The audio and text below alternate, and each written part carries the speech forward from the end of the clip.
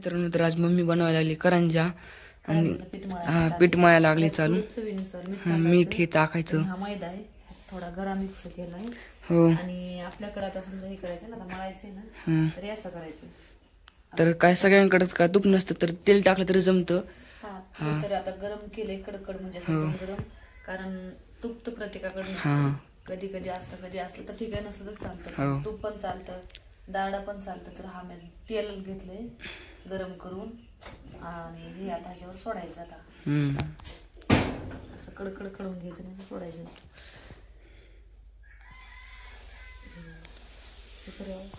तर आता असं मिक्स करायचं ते तेल, असं मिक्स करून घ्यायचं असतं. कडलेलं तेल म्हणजे पीठ चांगलं होतं. हो. आणि करंजी पण खुसखुस खुसखुस लागती.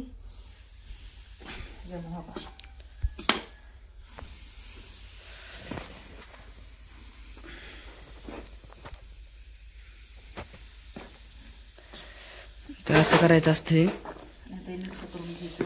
हो. गरम गरम मध्ये कारण हाताला पोळतं म्हणून असं म्हणताना घ्यायचं आणि असं मिक्स करायचं. तर मळायला सुरू आहे असं पीठ ते असं मिक्स करून घ्यायचं सगळं.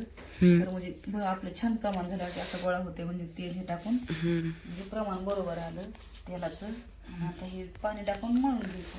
हो. तर हे बघा इथं पाणी आणून मळून घ्यायचं. आता घरी असं चांगलं मिक्स करायचं. हे म्हणजे एकजूट झाली पाहिजे आणि पीठ पण म्हणजे करंजी खुसखुशीत होती ना, त्याच्यामुळे असं करायचं. पाणी टाकून घ्यायचं आणि मिक्स करून घ्यायचं. असा घट्ट सर गोळा ठेवायचा.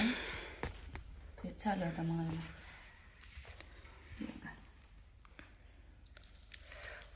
पीठ हे भुसभुशीत पीठ.